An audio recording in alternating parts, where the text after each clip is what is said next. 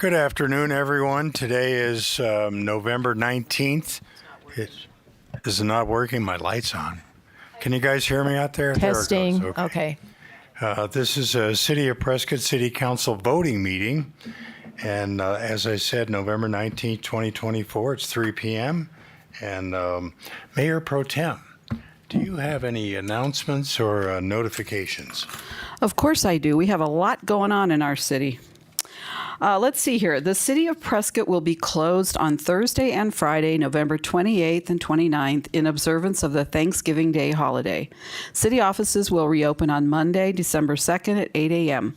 Prescott Public Library will close at 5 p.m. on Wednesday, November 27th, and will be closed on Thursday, November 28th, and Friday, November 29th. The library will reopen at 9 a.m. on Saturday, November 30th. Your library Without Walls offers ebooks, online resources, streaming video, and more, and is available 24/7 at www.prescottlibrary.info. The City of Prescott's Solid Waste Division will not be collecting, and that's in big caps, collecting residential or commercial routes on Thursday, November 28th. For citizens who have Thursday collection days, the new day will be Friday, November 29th. All other collection routes will be on their normal day. The City of Prescott Transfer Station will be closed November 28th, 29th, and 30th. The transfer station will reopen on Monday, December 2nd at 7 a.m. For further information, contact the City of Prescott Solid Waste Division at 928-777-1116 or visit www.prescottrecycles.com. Number 2, come out and celebrate the Holiday Light Parade on Saturday, November 30th at 6 p.m. downtown. Enjoy beautiful lit floats and vehicles. Then afterward, there's a bonfire at the Mile High Middle School field. Then on Saturday, December 7th, is the 42nd Annual Christmas Parade, starting at 1 p.m., followed by the 70th Courthouse Lighting event at 5 o'clock, as we officially kick off the holiday season in Prescott. For information about all of our Christmas City events, go to ArizonaChristmasCity.com. And then finally, we want to wish you all a very happy Thanksgiving. Thank you, Mayor Pro Tem. We'll now have an invocation from Michael Cannon, pastor at the Mount Zion Tabernacle Church. Come on up, Pastor, and then it'll be followed by a Pledge of Allegiance from Councilmember Rusing. Mayor, I give you and your team honor. You know, I for one know what it means to be a servant, so I give you honor. Bless you. I humbly come today to pray for us. That be all right? Let's bow our heads, please. Father God, we come to you today full of praise and thanksgiving. Father, we thank you for what you've already done. Father God, we thank you for what we know that you're going to do. And Father God, we bow our heads super humble. Father, we're humble because we know we never would have made it without you. There is not one person in this room that would be here, God, if it wasn't for you. You kept our hearts beating. You put air in our lungs. I heard you say that blessed is this day, for it's a day that you have created. Glory be to God. Father God, I give glory for the mayor and his team, for they have answered the championship call to serve. Father, I know that you have never given us an assignment without the power and the resources to succeed. Father God, I'm asking you that you would permeate this room. For Father, you said, not by my might, not by my power, but by your spirit. God, I'm asking that you would permeate this room with a spirit of wisdom. Oh God, permeate this room with a spirit of revelation knowledge. Oh God, permeate this room with a spirit of perseverance. God, permeate this room with a spirit of strength. God, permeate this room with a spirit of unity. God, I want to thank you that you are a God of grace. For Father, you have given the mayor and his team another opportunity, oh God, to operate in excellence with the benefit of the experience of what they've done right and also the experience of what didn't work. And so, God, we look forward to what the mayor is doing and his team in 2025. God, you said the steps of a good man were ordered by the Lord. So I know that you have ordered the steps of this meeting. God, I heard you saying, my spirit on the way here, that our latter days in Prescott shall be greater than our former days. Oh, glory be to God. So I am excited about what you have for us in Prescott. God, when it's all said and done, we will be sure to give you the glory in Jesus' name. Somebody say, in Jesus' name. In Jesus' name. Glory to God. Let's pledge allegiance. Amen. Amen. Amen. I Pledge allegiance to the flag of the United States of America and to the republic for which it stands, one nation, under God, indivisible, with liberty and justice for all.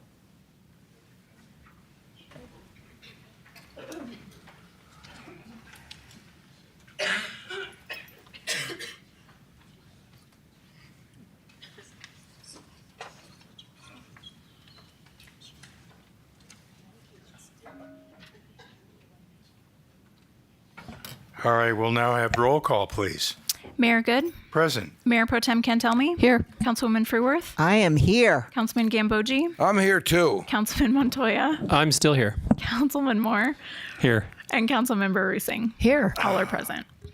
Okay, well now, we'll now have a presentation from the annual Guns N' Hoses Memorial Tournament recap, followed by a proclamation on Small Business Saturday.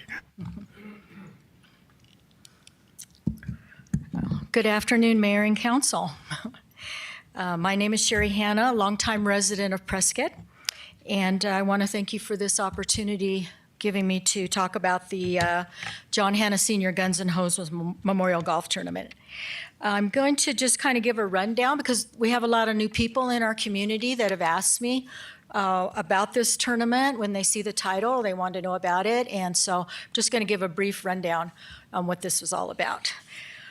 So the John Hanna Senior Memorial Golf Tournament was established in 2014, honoring the memory of my late husband, John Hanna Sr., who passed away in 2013 of non-Hodgkin's lymphoma, a downwinder-related cancer.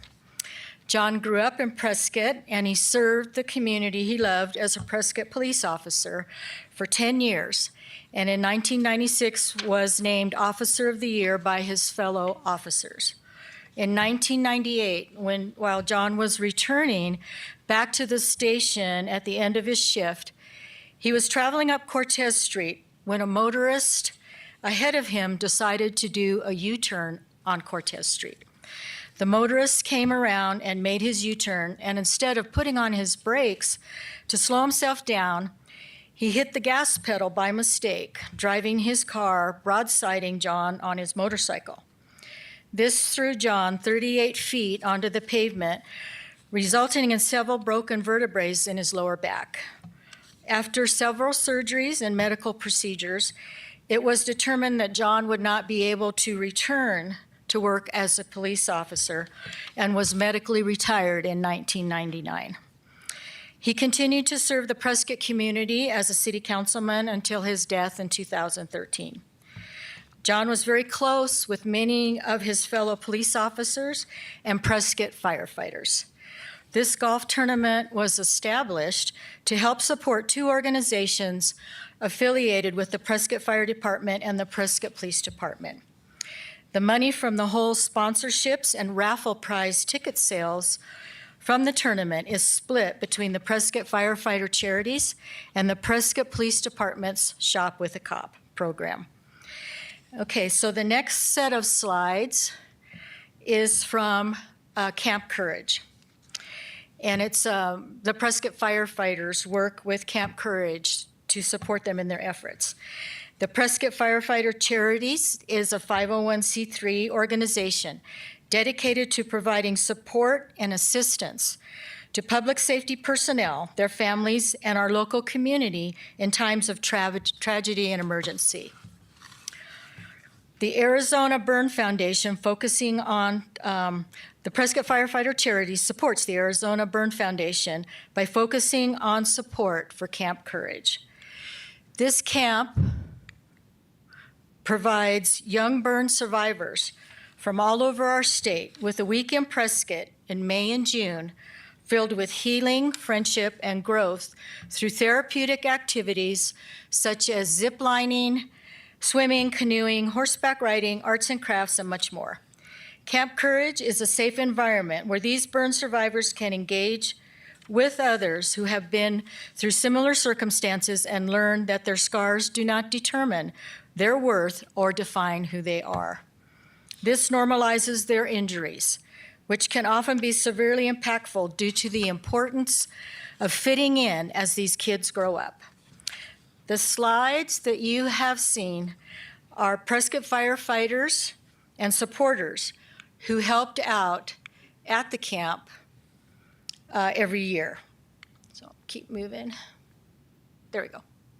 So these are just the firefighters there, getting the camp set up and working with the kids to make sure they have a good time. Okay. Here we go. There we go. There's our last slide.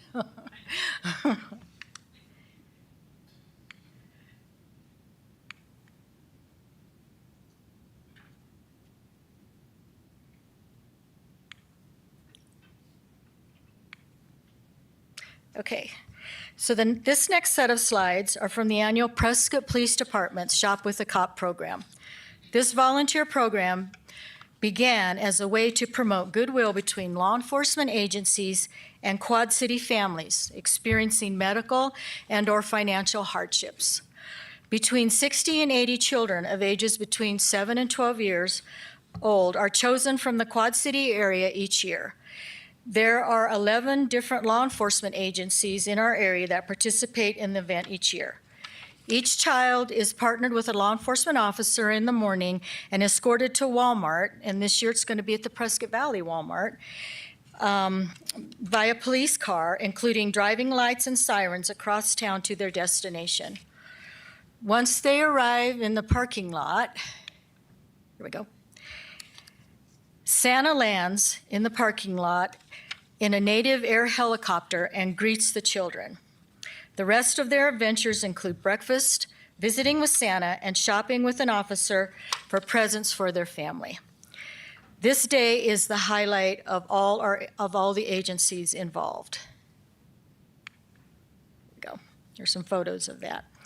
Each child chooses items for each member of their family. And if you have an opportunity to go to the to attend the Shop with the Cop, it's just very humbling to walk around and listen to the kids, talk about what they want to buy for their family members, and they're very in tune to what's going on in their family, and coats, and most likely it's not a lot of coats, but toys, but it's like apparel for their mom and dad or their brother and sister. They don't, because they don't have a lot of that. The cheerleaders from Prescott High School, Bradshaw Mountain High School, and Chino Valley High School are there to wrap each present and label the gifts. And then each child is sent home. Let's see if we can get this to go one more. There we go. There's another one. Each child is sent home with all their presents wrapped, which ensures that every child will have presents under their Christmas tree. This program is solely run on donations, and it wouldn't be able to happen without the love and support from our community. So I'd also like to thank Justin Henderson from the general manager. Let me get this going here. There we go. General manager of the Antelope Hills Golf Course, and Dawn Bergenhagen, food service manager, and Joe Baines from Prescott Parks and Recreation Department. These individuals work with me and are instrumental in the success of our golf tournament. Bob Knudsen with Lamb Chevrolet, who donates a car every year as our hole-in-one prize. Our mini hole sponsors and Prescott citizens on patrol who monitor hole 6 for the hole-in-one prize. And they're out there all day. And the many volunteers who, without their help, I couldn't run this tournament. all our local merchants and individuals who also donate raffle prizes, and the many police and fire and golfers who participate, ensuring our tournament sells out every year. So this year, the Guns N' Hoses tournament raised $6,770 to split between these two organizations. So I'd like to ask the following individuals to please come up. Here representing the Prescott Firefighter Charities and the Prescott Fire Department are Prescott Fire Chief Holger DeRay and Prescott Firefighter Charities President, Captain Pat McCarty. Representing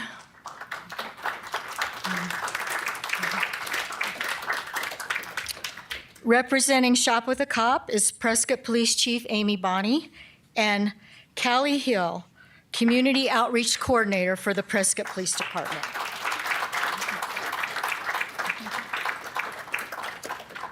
So it's my honor to present these two checks, each in the amount of $3,385 to these two organizations. Thank you. Get rid of this. Let's see. There we go. Okay.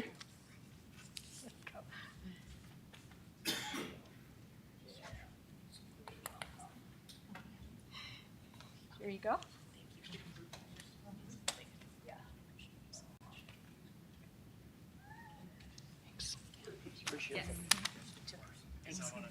Your brother's got a hug. I know, right? Wait, we got. I know. We have all of our. Yeah, we've got all our folks. Yeah. That's you. Come on up. Come on up. We're going to do a big group shot. We'll get in real close. Get in real close. Come on.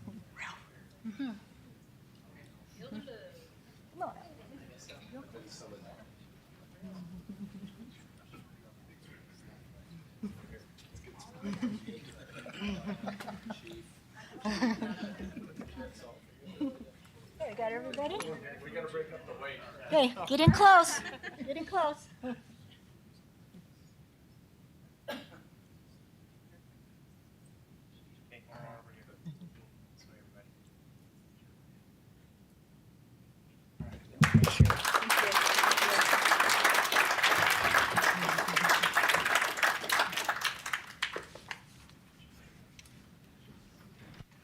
Okay, we now will have a proclamation for Small Business Saturday, November 30th, by Councilwoman Furworth.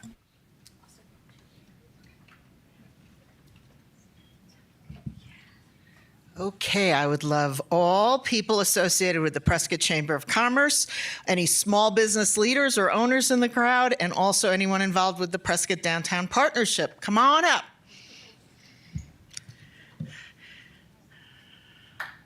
They come with props. This is awesome.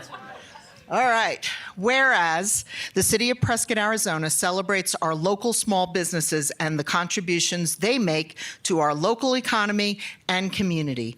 And whereas Shop Small honors small businesses ranging from retail stores and restaurants to fitness studios and salons and everything in between. And whereas, according to the United States Small Business Administration, there are nearly 32 million small businesses in the United States, which represent 99.7% of firms with paid employees. Small businesses are responsible for 62% of net new jobs created since 1995 and employ 46.8% of the employees in the private sector workforce in the United States. And whereas 79% of consumers recognize the importance of supporting the small businesses in their community on Small Business Saturday, and 72% report the day inspires them to shop and dine at small, independently owned retailers and restaurants year-round. And whereas advocacy groups and public-private organizations across the country have endorsed the Saturday after Thanksgiving as Small Business Saturday. Now, therefore, Phil Good, Mayor of the City of Prescott, does hereby proclaim November 30th, 2024 as Small Business Saturday. Woo! The City of Prescott encourages residents of our community, as well as communities across the country, to support small businesses and merchants on Small Business Saturday and throughout the year. Congratulations.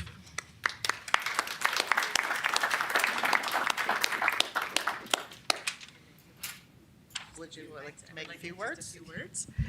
Well, Mayor and council members and audience and everyone, on behalf of 1,150 chamber business members, we thank you for this recognition. And we also, the theme for us is that we shop local every day. But November 30th, we make it easy for you because we also put on a parade, a nighttime parade and a bonfire. And we really want to encourage you more than ever to please shop locally, brick and mortar. And I want to thank our small businesses that are up here today and those that couldn't make it. And also the chamber team and Darla DeVille, you represent the Prescott Downtown Partnership. So and the chamber, of course. Oh, yes, and we will be having a coupon booklet available on Monday, the 25th, from 9 to 5 at the Visitor Center and throughout the whole week. And many of our businesses have already offered discounts. So that will be a great opportunity for you to shop even more. So thank you again, and we appreciate the support. We get a photo? Photo? Yeah.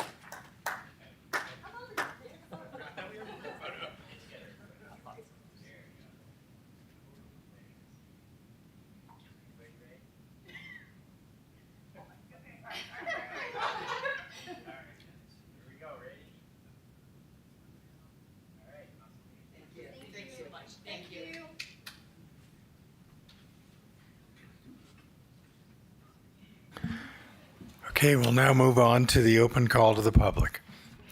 Thank you, Mayor. The City of Prescott welcomes public engagement, and residents may address the council regarding matters that are not included on the posted agenda during the call to the public. If you wish to speak, please complete a green speaker card and submit it to me prior to the meeting being convened. As a reminder, speakers are limited to 4 minutes, and the call to the public will be limited to 40 minutes in total, with the following stipulations. Citizens will be limited to addressing the council on the same topic only 4 times in total. If a topic has been addressed more than 5 times by different speakers, the mayor may limit future discussion on the topic, and topics of a primarily national concern may be limited at the discretion of the mayor. I do have 3 comment cards today. The first is from Rod Moyer.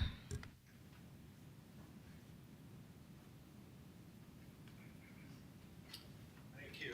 Good afternoon to all of you on the day. Rod, turn the microphone to, yep, there you go. This way. I'm Rod Moyer, and you have my address, right, Sarah? I don't need to read. You don't need to announce it. Okay. I'm presenting to you today a petition to pursuant to Article 2, Section 18 of Prescott City Charter, asking the Prescott City Council to refer to Prescott voters a ballot measure to protect City of Prescott-owned open space properties. Protection would be permanent unless the voters later agree to one or more exceptions. Bonnie McMinn, who resides at 954 Broken Ranch Drive in Prescott, is a co-signatory. She could not be here today, but has asked Joanne Ohlers to read a brief statement for her. Our proposed amendment is not a new idea.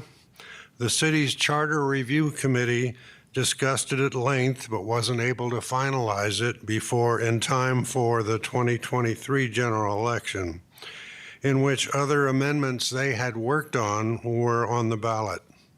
That committee is no longer meeting, so Bonnie and I worked further on this with some legal assistance.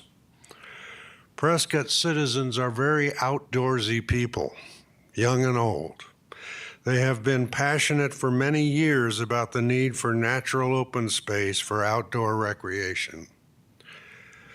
In the year 2000, they voted to pay a significant extra sales tax to acquire more open space and to improve our system of roads.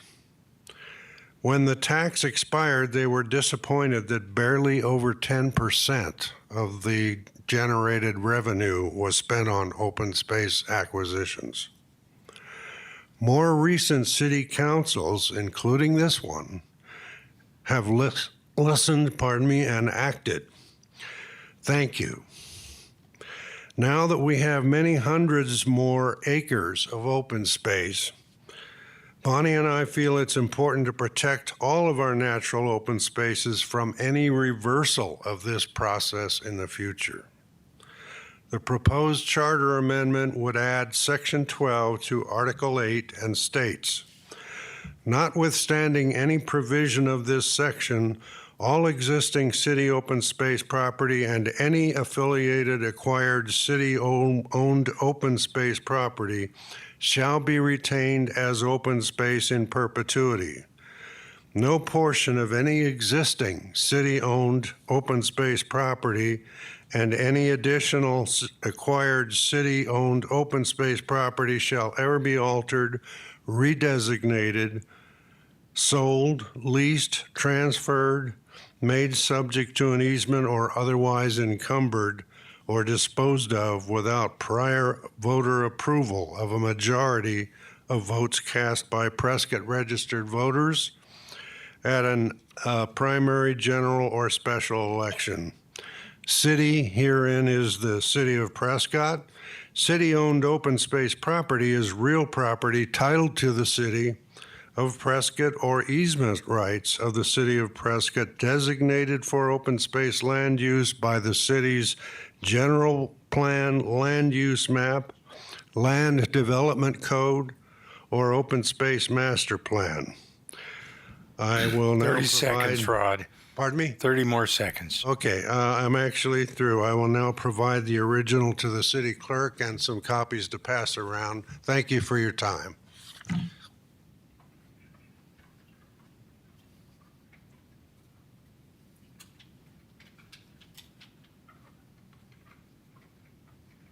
Joanne Ohlers.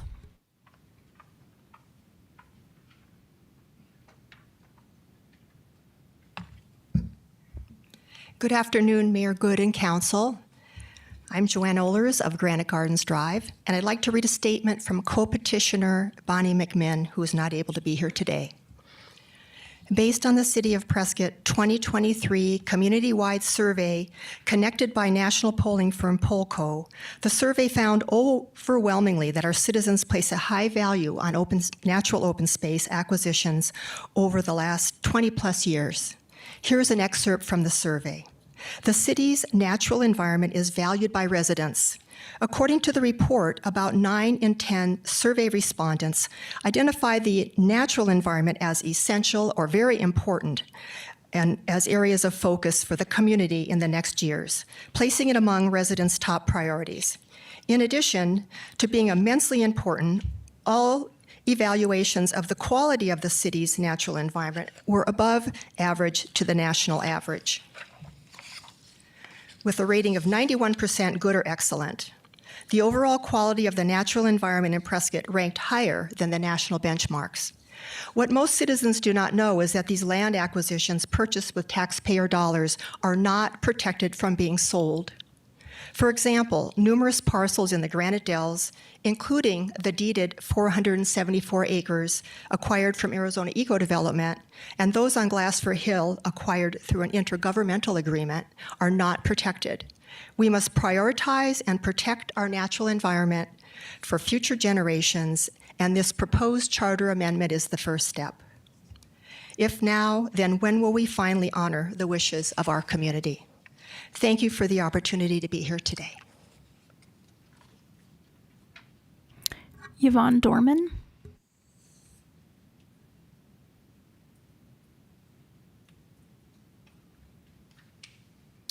Yes, my name is Yvonne Dorman, Mayor and Council. I'm here to talk about Mullen Way Improvement District. We started this in 1997.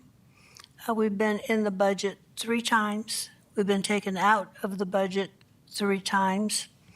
And the last time that we were taken out was, I guess, because of an engineer who said, since we were 2-acre parcels, which we had to be coming in from the county to the city, that we would be charged 2 assessments for water and for sewer, which came to an outrageous amount, like $120-some thousand. And he said, "You don't want to do this, do you? That's a lot of money." I said, "No, I don't." But then I also remember back about 2014 when an engineer, Mark Natupsky maybe, and another gentleman brought the plans for Mullen Way to my home and said, "This would cost $414,000 if you would like to create a reimbursement district." I said, "I don't have $414,000 to do that, nor do I know where the agreements would be." So now, since the last time we were told it would cost over $120,000 for these services, we've pretty much agreed that what we really need is fire hydrants. There's a long stretch of road where there are no fire hydrants from Mullen Way all the way to Bonner, and then beyond that, there's a mixture of people who are city and county. And the county has come through with paving the upper part of that area. We don't know if the city would be willing to work with the county. We had a meeting on Saturday, and there were about 30 of us. If the city would be willing to work with the county to put in fire hydrants, I don't know how that works. I don't have the energy to pursue that anymore. But when we looked at the paperwork, it appeared that 7 people agreed at that in the meeting in 2021 or 22 that we were back in the budget. 7 people unanimously agreed, and then 2 people were able to take it out, which we didn't understand how you can have 7 people agree to something and 2 people take it out. So we would like to know what we need to do, what we can do in order to have fire hydrants. The road is the same, nothing has changed, the easements are the same, they have not changed. You have the plans, because at one of the meetings I was with the city, someone said, "Well, let me see those plans." They were all in a big roll, and I've never seen them since. So if you're able to help us, we would like to have some water, because it is a beautiful area. We do not want the trees all cut down. We have a huge amount of animal life out there. The city likes to put up posters saying how beautiful we are with our hills and our deer and our other animals. We would like to know how we can be helped. Thank you for listening. That's all, Mayor. Thank you very much. City Manager, I would like to know a little more about this Mullen Way issue. It's really unknown to me. So if it's been debated and considered several times over the last number of years, I'd like to know where it stands and what the possibilities are. Yep, understood. We'll take a look. Okay, we'll move on to the consent agenda. Does anyone wish to pull any item off the consent agenda today?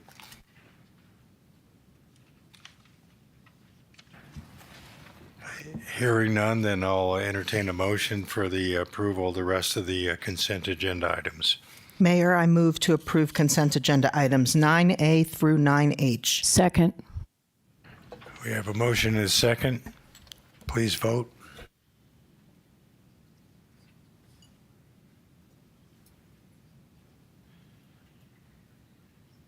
Councilmember Rusing, thank you. Passes 7-0. Very good. We'll move on to the regular agenda item, 10A. Thank you, Mayor. This item is for the appointment of the Mayor Pro Tem. In accordance with City Charter, Article 2, Section 7, the council shall designate one of its members as Mayor Pro Tem to serve a 1-year term. The designation of Mayor Pro Tem will be made at the second regularly scheduled meeting in November. The Mayor Pro Tem shall perform the duties of the mayor during their absence or disability. And I will open up for discussion and/or nominations at this time. Okay, I'm going to start off by making a few statements here. Normally, appointment of the Mayor Pro Tem is a pretty routine situation, but there has been some comment and some controversy on this item. So I'll start off by reading from our city charter, Article 2, Section 6, the duties of the mayor. The mayor shall be the chairman of the council and preside over its deliberations. He or she may make second motions and shall have a voice and vote in all its proceedings. The mayor shall be the chief executive officer of the city government for all purposes and recognized by the governor for purposes of military law and civil defense, and shall have executive but no regular administrative duties. Now, as far as the Mayor Pro Tem, Section 7, the council shall designate one of its members as Mayor Pro Tempore to serve a one-year term. The designation of Mayor Pro Tempore will be made at the second regularly scheduled meeting in November, and the Mayor Pro Tempore shall perform the duties of the mayor during his absence or disability. So it's pretty clear that there's no requirement that this position be rotated. Simply holding this term for 1 year indicates that that is the amount of time that the designation will occur, but there's no restriction that it not reoccur. Even in the recent past, when Mayor Harry Oberg was mayor, Jim Lamerson served 2 consecutive terms as his Mayor Pro Tem. When Mayor Mingarelli was the mayor here, he had Councilwoman Billy Orr serve 3 consecutive terms as his Mayor Pro Tem. So we have to keep in mind that the person who holds this title will be stepping in to represent the city should I be disabled or absent. So we need someone who not only is aligned with my principles and goals, that can represent the city in my stead if I'm not here. So obviously we need someone who shares my principles, goals, etc. We also need someone who is available to do that. We have a number of members of council that are frequently out of the city or out of the state or even out of the country on various trips which they choose to take. So sometimes that can be a problem if they were named the Mayor Pro Tem and had to step in and were not available. I think the last issue that I'm concerned about is we've had a number of very significant ongoing discussions with developers within the city, and being able to have someone who has extensive experience working with developers, working as a contractor, understanding the contracting process has been very, very beneficial as we've continued to work with those developers over the last number of years. So I, for one, have been very pleased with Mayor Pro Tem Kent Telmey's ability to act as the Mayor Pro Tem and to be participating in a number of these important discussions that have occurred, are occurring, and will continue to occur. So it's my recommendation and my preference that Connie Cantelme continue for one more term as the Mayor Pro Tem. So I am making that motion now to appoint Connie Cantelme as the Mayor Pro Tem for one additional one-year term. I second the motion. Councilmember Roosing, you had a comment? Yes. For the record, I would like to respectfully point out that in the item summary, the wrong Article 2, Section 7 of the city charter was printed. It was the old one from 2011. Last year, November 2023, there was a new amendment to Article 2, Section 7 that was amended by the voters, and I would like to read it as to correct the record. You're correct. It was a typographical error that was made on my part in the agenda. It does happen from time to time. It's more than a typographical. I did read the correct charter language when I introduced the item. Yes.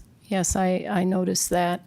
Thank you very much. But in case other members of the council were confused, I just wanted to correct the record. Thank you. All right, we have a motion and a second. Please vote.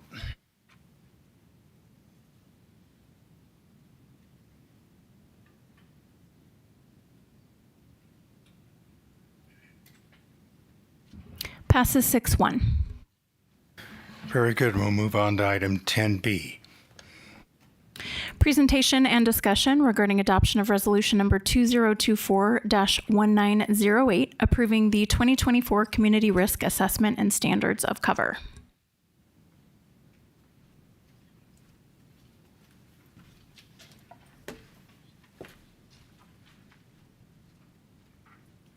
And by the way, congratulations, Mayor Pro Tem.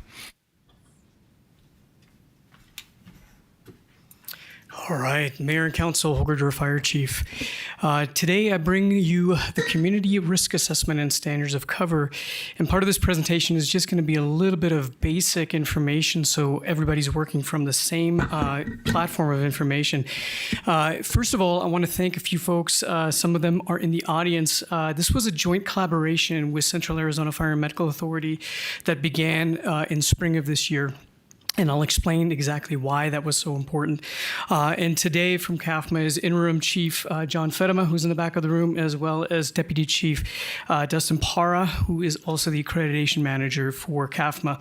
In addition, I want to thank our Operations Chief, Ralph Lucas, who is our Accreditation Manager. And between him and Chief Parra, they did numerous hours of very, very painstaking work to get this document prepared. Some other folks I want to thank, of course, Sarah Ram, Julie Wilson, Michael Freeman, and Jonah Van Tol. They work for Prescott IT as well as CAFMA IT, and a project like this is so IT and GIS intensive, it's really almost impossible to get that done. And so also Kat from our GIS shop, as well as Eddie Juarez, they were a great addition to our team to get this across the finish line. One big key component of this is the first of its kind in the nation. Now, it is not the first community risk assessment and standards of cover in the nation, but it is the first time two jurisdictions came together to create this type of a policy level document. And the reason for that is, as you all know, we have a combined response system with the 10 engines that CAFMA operates daily and the 5 engines that Prescott operates daily. And so for us to really be able to study the risk as well as the commensurate level of response, we had to put those in a pooled document. Now, let's get right into it. So first of all, there's a couple of important connections that I want to call out. This is a planning document. The document in and of itself does not authorize us to spend money. That is always going to be part of the regular budget process and primarily based on our strategic plans. And in this case, of course, the most important one is the recently adopted City Council strategic plan. And there are 3 specific goal areas: infrastructure, response time, and preserving and protecting the environment that this document directly supports. In the fire department strategic plan, there are several goals. They are in results area 1, 2, and 4, and they're namely about emergency response time reduction, infrastructure investment, as well as, of course, performance measurement. Just as a reminder, we introduced this to you approximately a year and a half to 2 years ago when we first got our strategic planning efforts off the ground. And this is a diagram that shows how our planning efforts connect with one another. And of course, we're always going to be basing all of our planning as well as our commensurate responses to risk mitigation and reduction on the environment and capabilities. The risk assessment, which is the first part of this document, is the most important component of that document. For instance, for us, we know wildfire risk is a significant factor in our planning, and so of course this document takes that into consideration. Then the strategic plan, this community risk assessment, and the standards of cover, they come together in essence as a 3-pronged approach to help us with budget formulation as well as performance measurement and goal achievement. Few key points I mentioned already. This is the second CRA SOC in your council materials. The first one was done in 2019 in preparation for our initial accreditation. It is the first joint initiative that two jurisdictions came together to perform. It was facilitated by the Technical Advisor Program for the Center for Public Safety Excellence. Now, they are the same body that accredits the fire department as well, and they have, in essence, two sides of their house. The best way to explain it is similar to the way that Public Works has an enterprise fund in the city, and the fire department is a general fund. Very similar. The Technical Advisor Program is not the one that accredits us, but they're part of the same overall organization. The purpose, as I mentioned, is in essence to study the risk in the community objectively, and we're going to talk a little bit about that. Deploy our resources, and those are not just response resources. They may be community risk management resources, better code and policy adoptions, public outreach and education. So I just want to make sure that we don't just get lost in just response here. And of course, we want to establish performance goals, something we have talked about extensively over the last year and a half. It is methodical, it is objective, and these are guidelines and standards that are set forth not just by NFPA standards, but also by our accrediting body. So we don't just come up with loose ideas of how we want to study and deploy our resources. They are based on industry best practice. Formal adoption, which is why we're here in front of you today, is that commitment to the community and commitment to continuous improvement, and of course, supports our accreditation requirement. The three main documents, speaking of accreditation, that are required are the strategic plan, which we brought in front of you the first time 2 years ago and then renewed this March. The self-assessment manual, which we're currently writing, that is basically a statement of best practices across approximately 250 performance indicators, and that's primarily what the accreditation team reviews when they do our document review, which we're currently in the middle of. And then the community risk assessment and standards of cover. Those are basically the three main documents that we owe the accrediting body. Some key terms that I just want to breeze through real quick because you'll see that throughout the document. The first term is distribution, and best English way to put that is where your fire stations are at. It basically says that is where the first arriving unit to most emergencies is going to come from. And in the American Fire Service, including here in Prescott, our fire engines are basically Swiss Army knives that can get almost any emergency at least started for the first 5 to 10 minutes. The second term that's kind of important is concentration. So for instance, a wildfire engine, we don't have a wildfire engine in every one of our fire stations, but we would place them in places where our wildfire risk might be higher. Hazardous materials resources. It's also the same reason why we wouldn't put the ARFRIG at Station 71 on White's Bar. We're going to put that at the airport closest to where that risk is. So that's the difference between distribution and concentration. The effective response force is a very important concept, and I'm going to talk a little bit about how we actually arrive at the effective response force. Basically, in plain English, it's how many fire engines do you need and how many firefighters do you need to initially stabilize an incident that's evolving. So we're going to measure the first arriving unit, which is distribution, but then the effective response force is measured to see the effectiveness of that concentration. Finally, baseline. This is a little bit confusing, so that's why I mentioned it. The baseline is basically our past and current performance. It's what we're able to do and have been able to do. So most of the data tables that you see are always going to be current and past 5 years of performance. A benchmark is not necessarily a benchmark to another community, which is sometimes the way that that's referred to. In this case, it is a goal. So benchmark and goal in the standards of cover are synonymous. The response time segments, and we've discussed this also, obviously is call processing from the time the 911 call comes into the center to the time that that dispatcher has enough information to dispatch a unit. The turnout time, which is the time from the time that the units are alerted to the time they put on their protective gear and go en route to the emergency.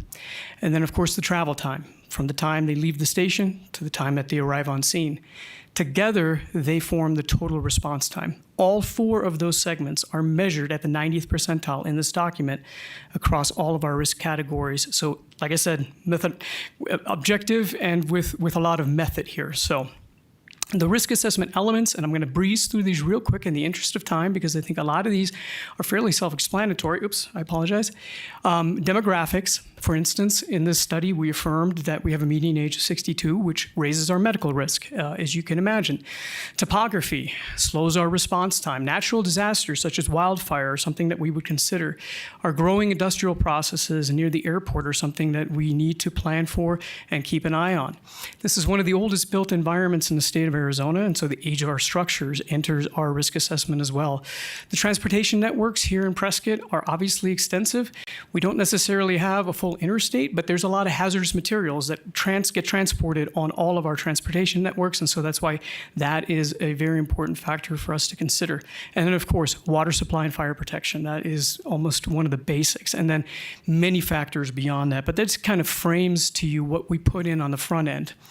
So, as I mentioned, what we found out is the median age of Prescott's population increases our medical emergency risk. The terrain in our large area in CAFMA's jurisdiction slows that response and limits access during our responses. The high volume of general aviation does increase the frequency of aircraft emergencies. Doesn't necessarily mean that it's dangerous. I want to just make sure that you understand that, but obviously the number of takeoffs, landings, and things like that are something that we consider in our risk assessment. As we knew, wildfire remains our highest natural risk, and we're doing a really good job moving forward. One of the recommendations in this document is that we have our own community wildfire protection plan. We're currently underneath the Yavapai County Community Wildfire Protection Plan, and both Conrad Jackson, our wildfire risk manager, and I agree that it really would be good for us to have our own version of that, that of course would coordinate with the counties, but makes it a little bit more specific to our efforts here in Prescott. I talked about the industrial parks and the hazardous materials risk. I also want to make sure you understand that a lot of that is regulated, of course. That's where, for instance, our policies and our codes come in, our inspections come in. But that is also something that we have to be ready to mitigate as well as respond to in case that does happen. I mentioned that we are one of the oldest built environments, and then the high-speed highways obviously increases our incident of more serious traffic collisions as well as the commensurate risk to our firefighters when they respond on those roadways, particularly, of course, in the middle of the night. And then rural water supply is a significant factor. And while we are blessed here in Prescott for the Prescott Fire Department within the jurisdiction to have really good water supply, both CAFMA as well as our mutual aid and automatic aid responses to CAFMA don't always have that. And so having rural water supply factored into our responses is very important. And then finally, when we have a sprinkler system in a building, it reduces our risk overall. It also then can have an effect of not having as many resources dispatched initially to an incident like that. We're not there yet, but I just want to kind of put that nugget out there that we're starting to kind of think a little bit about how can we use some of the things in the planning and the code efforts to help us with efficiencies across the entire response system. Excuse me, So, Chief. yes, sir. Councilmember Rusing has a question. Oh, I would just like to make a few comments about the rural water supply. For example, just members of the public need to know that we have mobile home parks out in Chino Valley that do not have any fire hydrants or water supply whatsoever. We have to go out and fight those fires with tanker trucks. And also closer to home, here in Prescott on the south side of Prescott, which is in the right in the line downwind from where the fires come from the southwest. We've annexed a large amount of property, and there's residences out there that do not have fire hydrants. So, and that's just right on the borders of our town. Thank you. And I'm really glad you bring that up because that's a great example of why concentration, that term that I mentioned earlier, is so important. For instance, CAFMA has a water tanker at Station 51 at Iron Springs in Williamson Valley. And then we also have mutual aid agreements with Groom Creek and Walker, who also have those water tenders that are immediately available to us, which is exactly why those resources are placed there, which you just mentioned. So very, very important planning factor. I appreciate you bringing that up. So the way that this is done is in essence in 4 steps. The first is to look at the risk and classify and categorize it. What you see on the right is a table of dispatch type codes. So when a 911 dispatcher says, well, what's your emergency? It gets categorized into those incident types. And we went ahead and looked at those and put them into buckets. So for instance, all of the medical emergencies would end up in the EMS bucket. so to speak. We then looked at frequency of those events and figured out how we can crosswalk those into the existing databases. What does that mean? Our record management system, our CAD system, they all have those same codes. So when we're doing the data mining, it's basically same, if that makes sense. The second step then is to look at those, break those out into low, moderate, and high as a starting point, and figure out what we would need in the initial phase of that incident to stabilize that event. Now, that's a very, very key important factor because a lot of times folks might say, well, you might need more than 13 people to put out a high-risk fire, and that may well be true.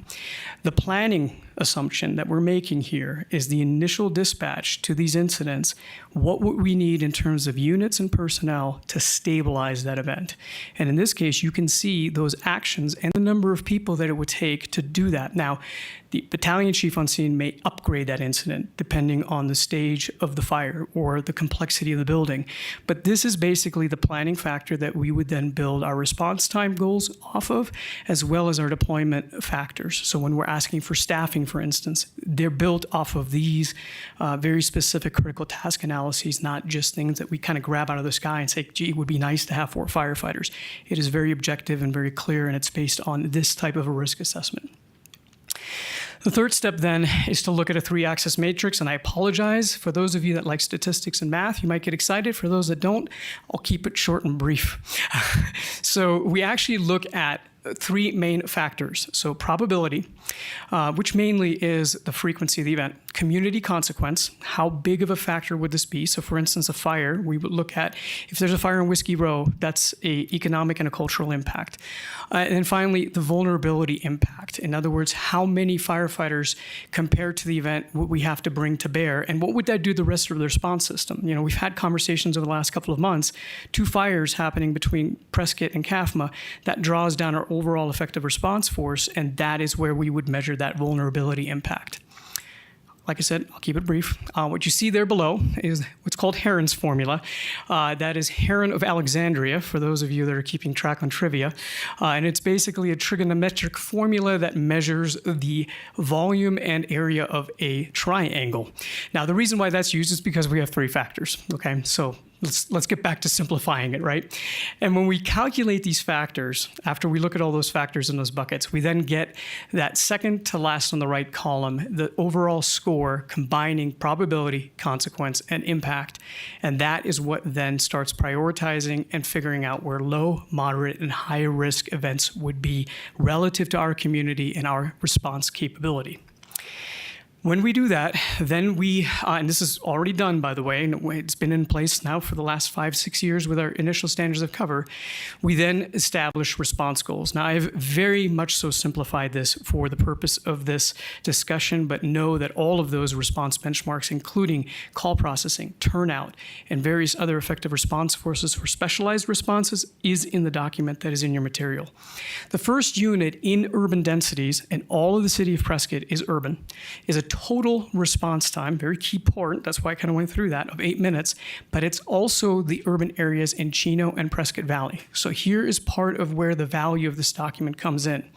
If, for instance, CAFMA had a standard of 12 minutes in their urban areas and we had one of 8, it would imbalance the system based on that IGA that we presented to you approximately 2.5 months ago. And so having that target is very important. Now, we all know, we've discussed at length with our community over the last couple of months, that right now we're at about 11.5 minutes within the city of Prescott.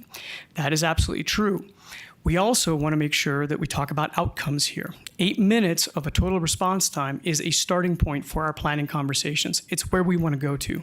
It also is specifically harmonized with the total response time goal that you all adopted as a body in Strategic Result 1 in the City Council Strategic Plan. So it matches really well. It can be changed, it can be moved, it can be adapted, but it has to happen with a conversation between us and all of you as the elected officials, and of course, in this case, also the elected officials at CAFMA, because that is an assumption of risk that we collectively engage in. In the rural areas, which we do respond to as part of our automatic aid agreements, for instance, Cathedral Pines is a great example, the first arriving total response times is 13 minutes.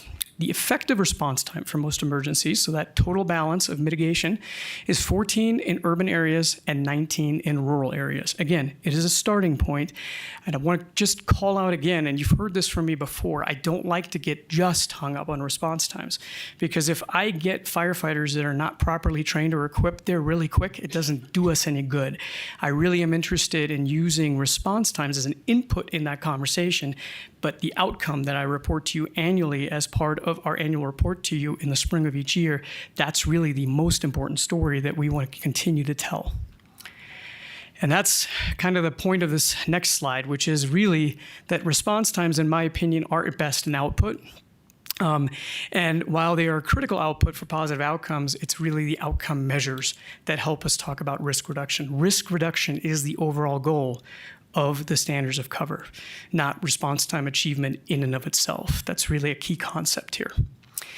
Two data tables that I just want to make you aware of because they align a little bit with the conversations that we've had over the last couple of months. We mentioned 11.5 minutes.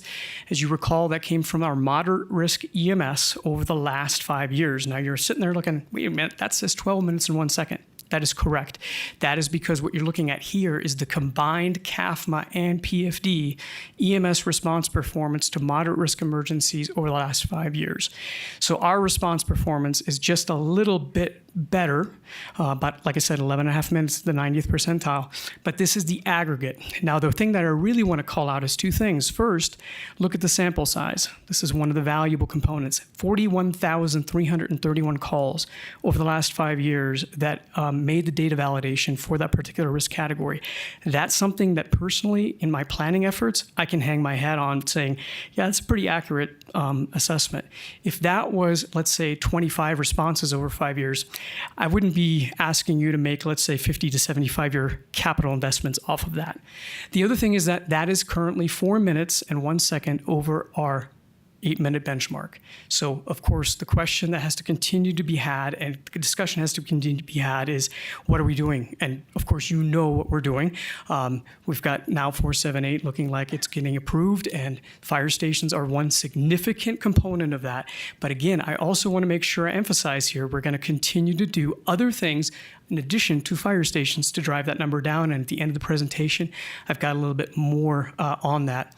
Real quick, the total response time here for the effective response force, which in this case would be a battalion chief and an ambulance. Obviously, that goes up just a little bit, and you can kind of see that in, I apologize. This is moderate risk fire. So this is structure fire. In this case, we've got a 12-minute and 50-second response time. And this is a great example because there's only 204 incidents that actually made that cut over the last 5 years where we actually had that effective response force in that first unit assemble. Definitely a lot of room for improvement. Definitely a place where I feel outcomes could be negatively impacted if we don't change that discussion. Last slide here, a couple of recommendations, and I'd be happy to take any of your other questions. First of all, there's 4 main recommendations that I've grouped here that I want to call your attention to. The first is data analysis and reporting. We want to continue to invest into that area. We're really starting just now to put our foot in the water in a way that I'd like us to really push even further. This is an area that we really have to get even better at. We've made significant strides just over the last 6 months with both the IT departments at CAFMA and Prescott to help us get to that spot. But again, like I said, lots of work remains to be done. The other thing is ongoing stakeholder progress updates. As you know, in my bi-monthly council reports, I give you a progress report on our strategic plan progress. Response times are, of course, a part of that. On a quarterly basis, CAFMA as well as our command staff get together and we discuss response performance. And then finally, annually, we're going to be reporting our response times to you at a very minimum. You'll probably hear, especially in the next couple of years, us talking about response times a lot more. And the reason why I have that in here is the stakeholders, the community, you as the elected officials are a significant component of having this conversation and the value of our emergency response system. And the only way that we can do that is to normalize data in essence. Joint performance coordination, I've already mentioned that just a little bit, making sure that we do this balanced on both sides. So that helps ensure that our IGA is fair, is balanced, and it doesn't inconvenience or burden one partner over the other. Low acuity call diversion and technology, that's also something that we've talked about. As you know, we've installed the move up module back in February. I'm actually about to issue you a report here probably within about a week of our progress of where we're going, and still moving exactly in the direction that we saw it initially in. And then the other piece is, of course, figuring out what we can do better on things like lift assists, things like lower acuity non-lights and siren responses that draw down our effective response force and our resiliency in the system. And then finally, wildfire risk assessment. I mentioned that. We'll be getting work on our community wildfire protection plan.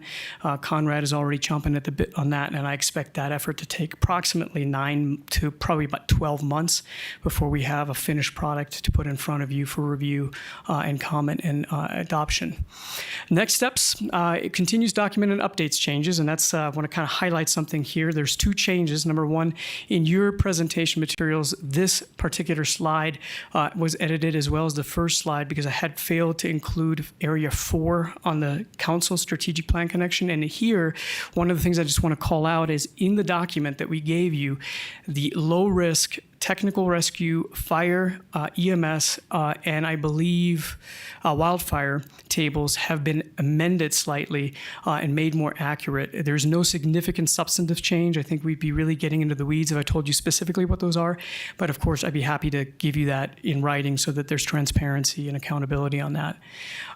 We also will continue our bi-monthly department council updates, as I mentioned. The accreditation site visit, our team will be here December 15th through the 19th. As I mentioned, we're halfway through our document review now, and we'll be really getting our tires kicked here at the end of the year. The annual report to council at the work session, along with Prescott Police Department, will be March 25th, which will definitely talk about the standards of cover at length. And then finally, if we are successfully recommended for accreditation, we'll be in front of the Accreditation Commission sometime between April 1st and April 4th. And that is a lot of information that I just threw at you. Any questions, comments, or concerns? Well, yeah, looking at statistical analysis brings back the good old days of my professional career. So knowing the sample size and whether you can draw legitimate conclusions from analysis of small samples is something that is important when you're making major investments in equipment and location and changes and facilities, etc. How long does the accreditation status last when you get that? It seems like you just had that, but it's probably a couple of years ago. Yeah, so the first cycle we applied for in 2019, and it's a 5-year cycle total. And then each year we are obligated to submit annual compliance reports. So over the last couple of years, you may have seen, us issue a press release about that our annual compliance report was accepted. So 5 years, every 5 years you have to get the full accreditation, which is what we're facing now. So basically everything starts all over, and then each year annual compliance reporting. Well, I've had an ongoing concern about the lift assist issues here in the city. I'm sure a lot of people aren't that aware that some of our nursing home and extended care facilities frequently call the police or the fire department to have one of our big, strong, young firefighters show up so they can pick somebody off the ground that has fallen, rather than hire somebody who's a young, strong, capable person to pick them up themselves. So extending our firefighters into that space when other more acute calls are pending, I think is a big problem. Is anybody else in the state dealing with this in a way that we can relieve the demand on our firefighters for these situations that should be handled by the facility themselves? Yeah, absolutely. The conversation's actually just started. I just got an update, a legislative update from the Arizona Fire Chiefs, as well as the Arizona District Fire Chiefs Association, and they are formally starting that conversation with the state legislature. Exactly where that's going to go, I don't know. The Department of Health also would be involved in that conversation, and sometimes we don't exactly know how regulatory processes at the state might work, as we all know. I would also contend that this is something locally that we need to continue to examine, study, and bring you suggestions suggestions for improvement, because I'm not a big fan of just watching that number continue to climb every year while the call volume also goes up and our response times suffer as a result. So something that we've already discussed is, could we also at the local level do something in that area? And I would contend there is something that we could probably do. I just think it's a borderline criminal. When we have people that are having a severe medical emergency and desperately waiting for a fire truck to show up and assess them and be able to get them transported, and they're tied up lifting somebody off the ground who's fallen in a for-profit facility because they don't want to hire somebody to do that job, I think it's just terrible. The other area I had a question is low acuity response. We've been talking about this for quite a few years. So being able to do a good triage and indicate whether a full fire truck needs to respond here, or we can have one of these quick trucks respond with maybe 1 or 2 personnel instead of 3 or 4, is something that I think we need to develop. But I don't know how quickly we can do it while we're in the process of identifying new fire station locations and then getting them built and staffed, et cetera. What's your response to that? Yeah, so we're actually doing both. First of all, great question. It also ties in with your first question. The first thing that we had to get done, which went live in May of this year, in partnership with PRCC, we put into effect something called Pro QA Emergency Medical Dispatch. And that helps us, with our medical director, triage all the 911 calls that come in terms of acuity. And that is the beginning of us being able to say, well, this type of a call can reliably, with risk management applied, be assigned to a smaller unit. The second component of that, and I think it's just as important, is to say, well, do we want to just throw a pickup truck on the street just so that there's less calls and not do anything about the problem, right? And to me, again, as you probably know by now, I'm not a fan of that. We definitely need that unit, but I also want that unit to be very targeted. That unit should also be a proactive approach. So for instance, if we see the same individual, let's say 15 times in 60 days at their home, maybe it's time for us to start a conversation of how we can facilitate next step services or other more appropriate resources for them to be able to self-sustain in that environment. If we start seeing the nursing home impacts that you were talking about, maybe that unit is also the one that not just responds to pick up that patient off the floor, but also then at the same time begins the conversation of how we can maybe regulate that a little bit better. And I really appreciate the point that you just made. We have to continue to build that distribution backbone. That's what 478 was all about. It was that initial response. But at the same time, that doesn't excuse the fact that we shouldn't be looking also just as diligently at those low acuity response units. And currently, the conceptual plan is that at Station 72, at that remodel, that is where probably that unit that I just loosely described would be positioned, because that's, I think, a place where it can make a significant impact currently, where we see the density of our low acuity calls that are related to many of the issues that we just discussed. Well, I can imagine, just like your move-up module, if you're collecting data right now and you're triaging these calls and saying, how many of these would be assigned to a quick truck if we had one, and where would that be? So if you can collect that data now, then when you get to that point, you'll know where to assign those and the most likely need for them to have a quick low acuity response, right? Absolutely. Yep. Councilmember Rusing? Thank you. I'd like to congratulate you on this partnership between Prescott Fire Department and CAFMA, first in its nation. I think this is a wonderful collaboration to bring our response times down. And I have a question. I saw that CAFMA is starting to transport. Will they be transporting in the Prescott city limits, or is it just going to be out in the CAFMA area?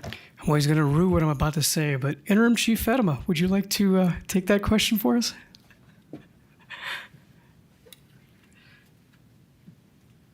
Yeah, that's fine.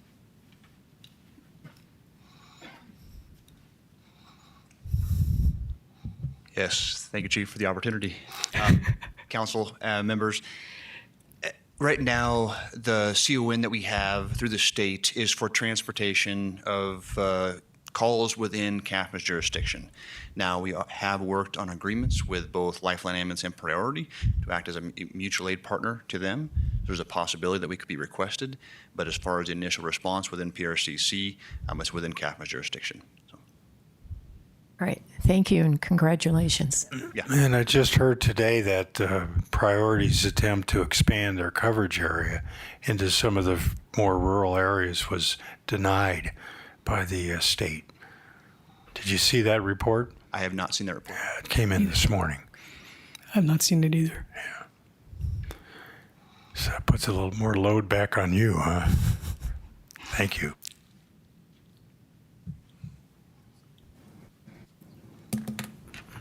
Mayor Pro Tem. Hi, Chief. Congratulations also on the passing of 478 for the whole crew. In Phoenix, I noticed that they, and you and I have had a brief conversation about it, they started a stroke van program, basically. Would it better serve us to do a stroke van, or if we're going to be limited on funds, or would it be better to do the low acuity van? I mean, how are we going to make our dollars work Yeah, the that's, best? that's a really good question. So first of all, that's a conversation that we have started both with Lifeline as well as with YRMC. As you know, in our strategic plan, there's a cardiac arrest survival improvement goal. And that talks about patient outcomes. And that was not just to improve cardiac arrest survival, which is of course vital, but it's also to start exactly the conversation that you're talking about.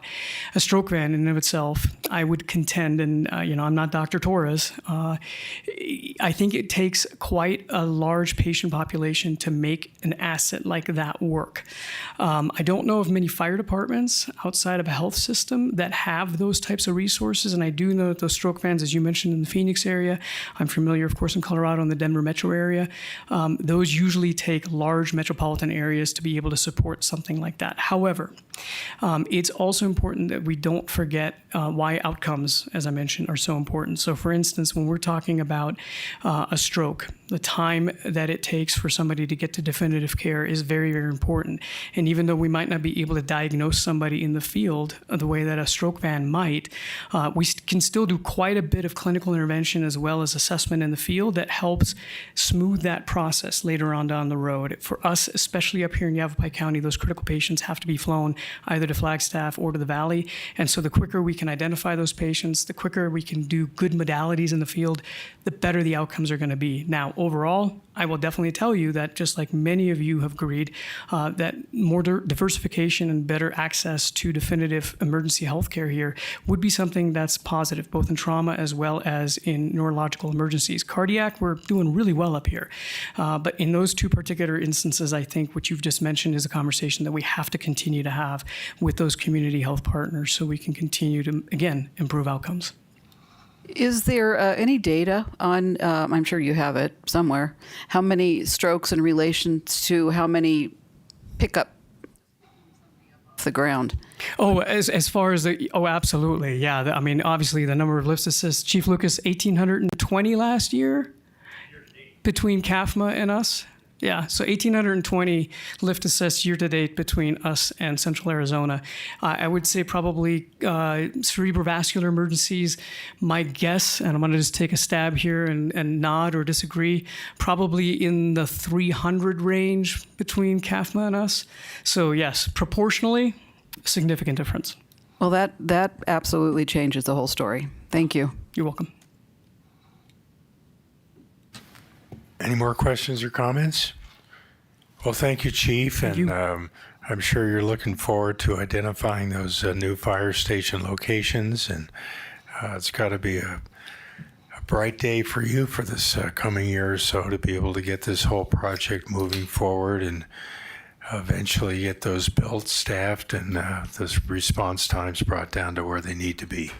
Well, thank you. Yeah, and of course, it's definitely a good day for the fire department, but especially for our ability to serve the community. That's the part that I'm definitely most excited about. So thank you for your support. Well, thank you and your other leadership members who were involved in bringing some of that accurate data to the knowledge and understanding of the public before they voted for it. Thank you. You're welcome. All right, we'll move on to item 10C. I need to make a motion. We need a motion, yeah. I'd like to move to adopt resolution number 2024-1908. Second. We have a motion and a second. Please vote.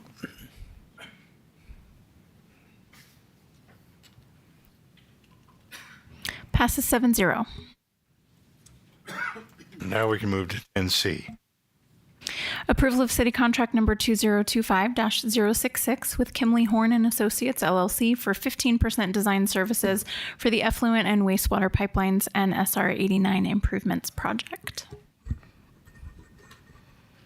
Good afternoon, Mayor and Council. Gwen Rowich, Public Works Director. It's been about a year since we've been here to talk about the Effluent and Wastewater Pipeline SR 89 Improvement Project. In that time, we've been doing some work, and we're ready to talk about it a little bit more.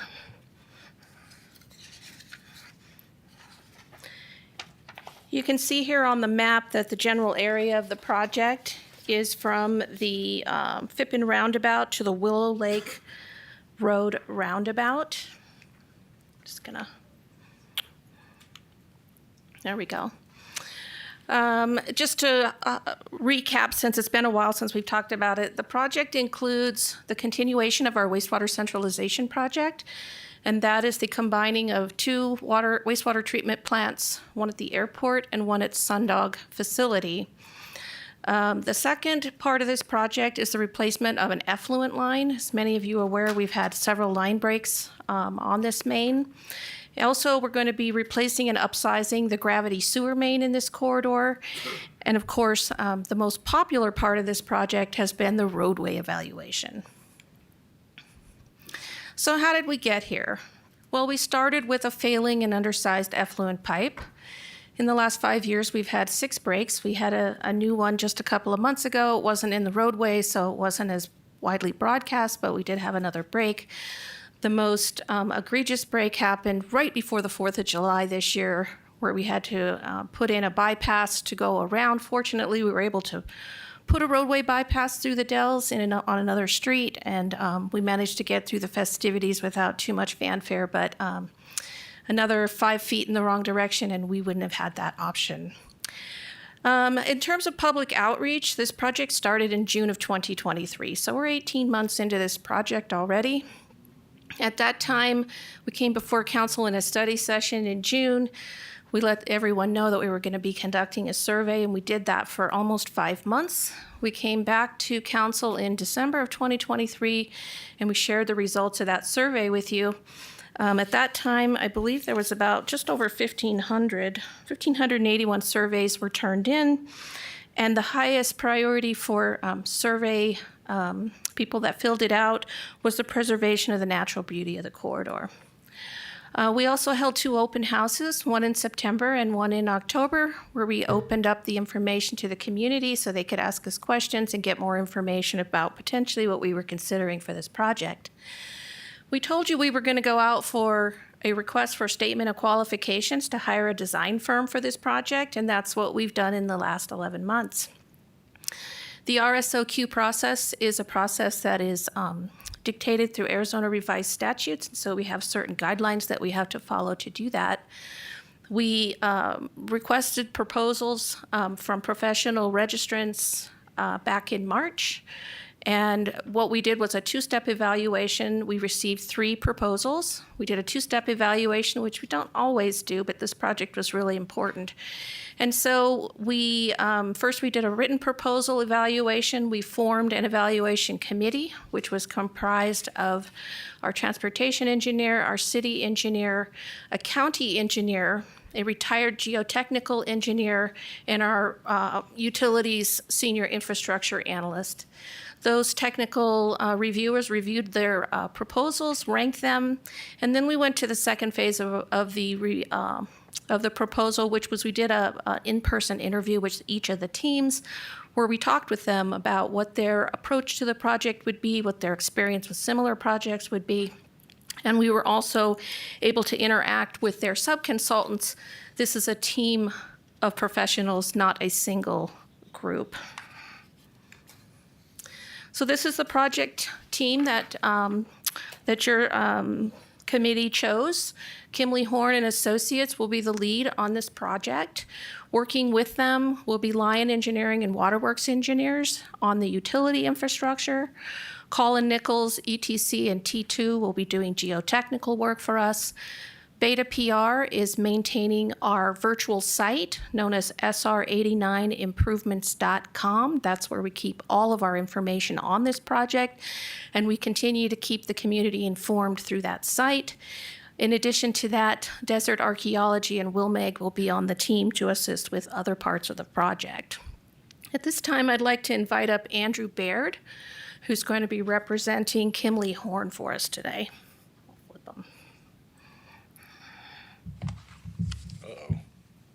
Let's see. All right. Thanks, Gwen. Thank you, Mayor and Council, for having me today. Let's see. Andrew Baird, Kimley-Horn. I'm the project manager, as Gwen stated. I'm a resident of Prescott, grew up here, started the office almost 10 years ago to focus on roadway and infrastructure projects such as this. As mentioned, the scope of work is really divided into three critical components as seen on the screen up there. First and foremost, the effluent and wastewater alignment as part of the design concept report is critical. That is a critical component of this project, and we will take the opportunity to look at different alignments related to potential roadway alternatives as we evaluate that against the geotechnical as well. And so all of that rolls into a preliminary alternative of construction cost as we look at roadway as well as effluent and wastewater. Geotechnical evaluation will tie between both of them. We're going to look at surface as well as subsurface investigation. A lot of the focus, and rightfully so, has been on the existing rock slopes through some of the narrow corridors, but we don't want to forget about the subsurface as well. The rock carries through down into the ground, and as we start to look at these alignment alternatives, we need a thorough understanding of the stratum below grade as well. And as you'll see in the proposal, we have different methods for doing that. Seismic refraction, which is a non-destructive testing mechanism that we can understand the density of that rock below, as well as ETC for providing those potholes and borings so we can actually visually see what's under there. As part of some of our due diligence during the proposal stage, we took the opportunity to discuss some of the construction with past contractors to start to understand what was out there, because sometimes that's the best information from those that built it. The existing effluent line is in an existing trench that we want to ultimately look at utilizing for a future alignment of potentially the wastewater line. In talking to that contractor as well, we understand obviously it's going to be a hard dig. We'll need rock saws. We need to also explore blasting as well through our design concept report. But we did not see blue granite out there, so it's not impossible to cut through. So that was some of the good news we found from some of the substructure investigation. And then our roadway evaluation is going to utilize all of our tools in the toolbox. We are first going to look at traffic. We're going to use origin destination to determine where everyone's coming from and where are they going as they utilize this corridor. We're going to get traffic counts, updated traffic counts at each one of the intersections and compare that to some of the volumes we've pulled from the past 4 to 5 years so we can look at growth trends.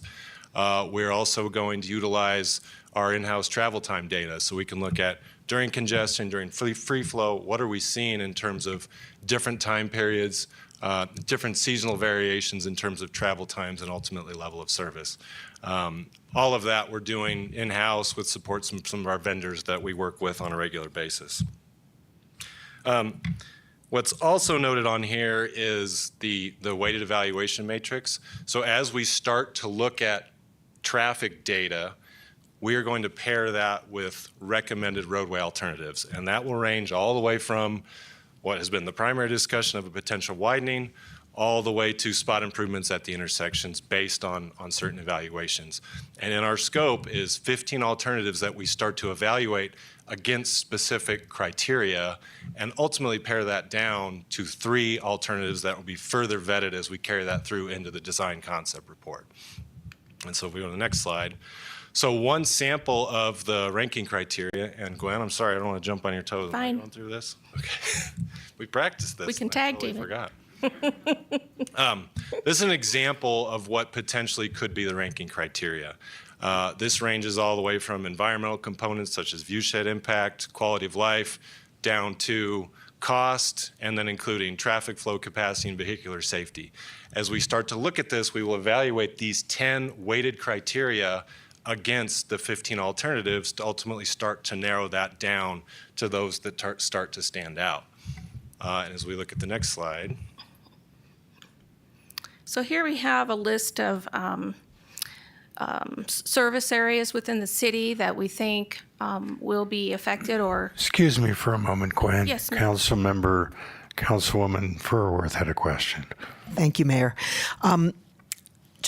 Learning on that slide, why do you say the word examples?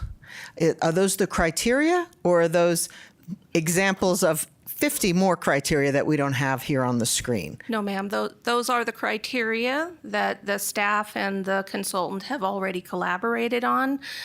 Primarily, those are a reflection of what came out of the survey.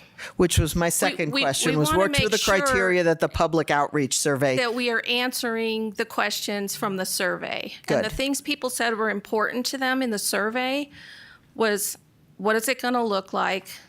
Is it going to affect the quality of life in this corridor? There were people that were concerned about traffic flow and capacity of traffic. There are people that were concerned about safety at intersections, safety merging. There were people that made comments about bikes and park accessibility. These criteria came from the survey. Okay. I want to make sure the council and the public understand that we were listening to you. The reason we did the survey is so we could get this valuable feedback about what is important to this community. And these are the things, I had my staff literally go through 1,581 surveys and pull out and try to categorize in the best way they could what people said. And these are the things that people said were important to them. So bless you. I believe Thank you for these will including be them. the Awesome. ranking. Well, you can thank some of my staff. I didn't do it. I'll pass on my thanks. We want to make sure that the public input was heard and is being considered. Yeah. So thank you. So I'm glad to hear these aren't examples. These are them. And Correct. we'll And- get to see all the options and how they rank across these criteria. So thank you. And as Andrew alluded, we're going to employ what's called the pairwise comparison method. It's an engineering method that's used to determine what is important to a community. So for example, the view shed would be compared to all of the other 9 categories. The person that's looking at that would say, what's more important to me, the view shed or the roadway constraints? What's more important to me, the view shed or the effluent lines? And there's a scoring that occurs from this comparison process. It's our intent to form an advisory group. Let me go to the next slide. To form an advisory group made up of this sector of the community that will perform that peer-wise comparison methodology for the ranking criteria. The one thing that we want to make sure is that each of the people that represent these sectors are also residents of the city of Prescott. The survey was open to the entire region. We asked people who commuted here from other parts of the county, Prescott Valley, Chino Valley, so on and so forth, what they thought in the survey, but the City of Prescott residents are paying for this project. I think we get double duty out of the folks that participate in the advisory group if they're a Prescott citizen who lives here, who's helping pay for this project, and they represent a sector that could possibly be influenced by the outcome of the roadway. Questions about that?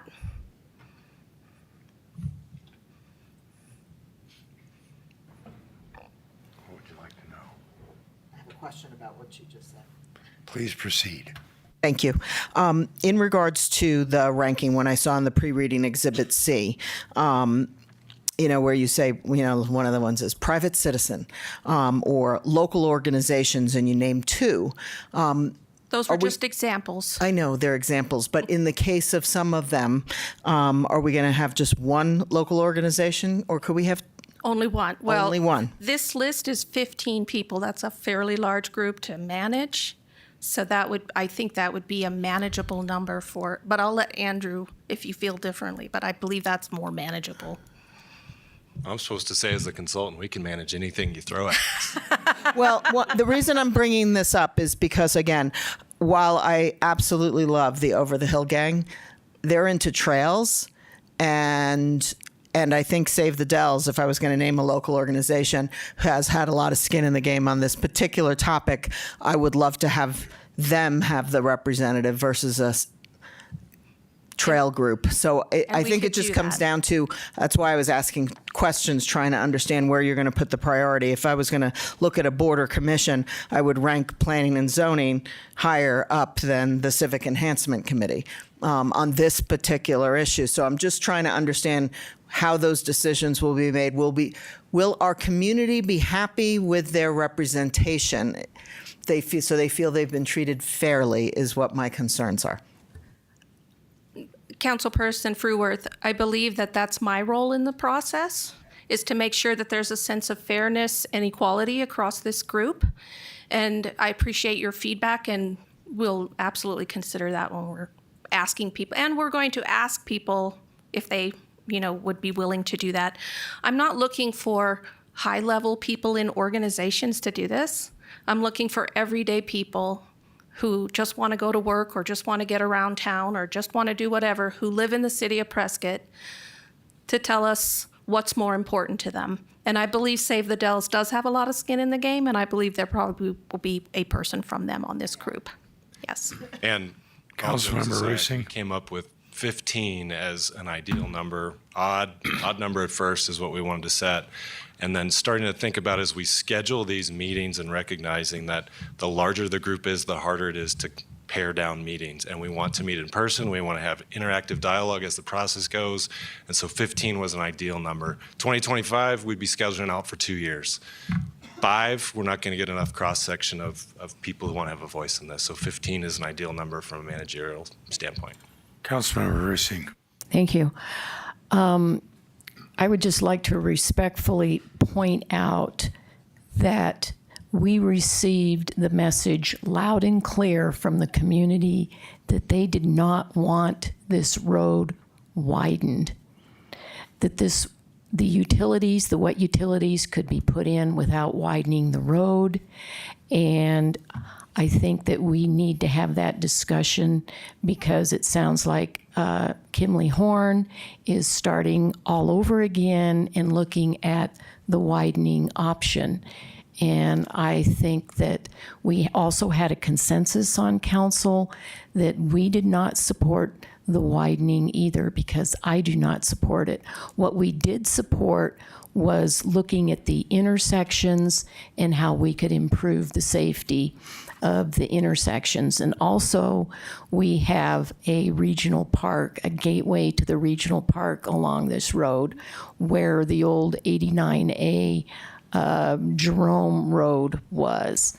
And that's something that desperately needs to be improved safety-wise for the increased traffic.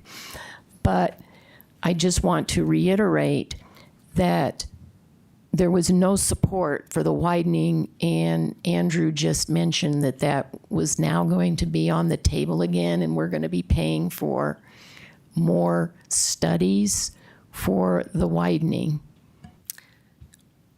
Would you like me to respond? Yes, please. Yeah, Councilperson Rusing, the 15 alternatives are also going to come from the survey. People in the survey suggested different types of ways to improve traffic congestion. I think it's fair to say that no one here believes that a 4-lane roadway through the Dells is still an option on the table.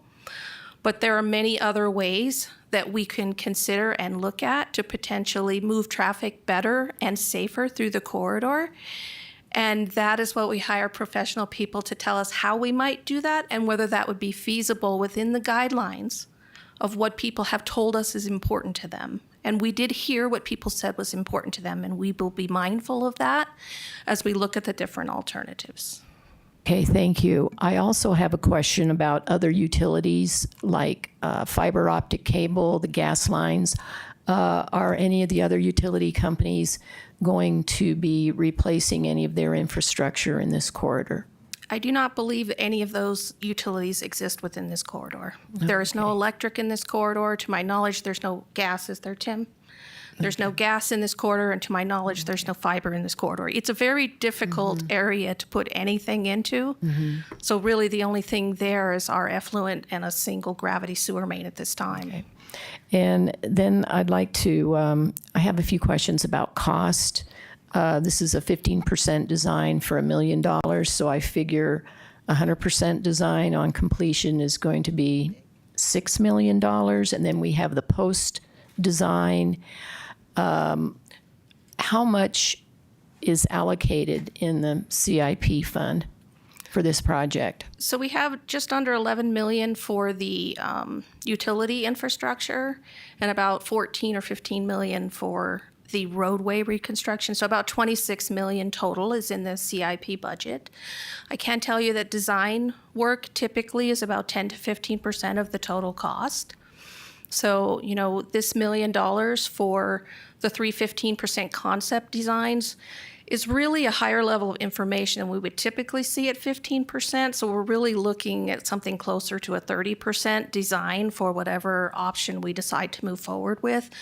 I'm very comfortable that those numbers are probably still in the range. I think you will probably see another design contract for several, you know, $2 to $3 more million, but I don't think it will be $6. Okay. I just wanted to say that this area, the Narrows, is very unique, actually, in the whole state. I think it's a scenic, it could be designated as a scenic roadway or scenic byway, and I think the city should designate it as a scenic roadway. It's the entrance to our community, people flying in from the airport, driving in from the north. It's going to be the gateway to our new regional park. And I think this is a very high-profile project, and I have great hopes that we're going to do a wonderful job with it as long as we have plenty of community input and also a lot of input from the residents who live out there. And then one last statement I'd like to make. This goes through county. All the residents out there with these intersections are county residents, and I really do believe we need to ask the county to chip in some money to pay for the improvements to the intersections that are going to serve their county residents. Thank you. If I could respond, the scenic highways designation, that roadway does not qualify for that designation from ADOT. We've contacted them and spoke with them at length. There are too many visual obstructions within the corridor for it to qualify for that designation, but that doesn't mean the city of Prescott can't designate it as a scenic highway. That's what I was thinking. It just can't be done as an official on the state level maps. We don't qualify for that. I think we can have a proclamation and put up some signs. Thank you. Can do that. Councilman Moore. Thank you, Mayor. I haven't made any comments on this subject, but I just want to real briefly say I understand what Councilwoman Rusing was saying, that the majority of people were opposed to it, but there were people that were also in favor of the widening. And I think one of the things that we need to look at is the fact that, as Councilman Rusing mentioned, it is going to be near the entrance to our Gateway Park, which is going to increase traffic in that area.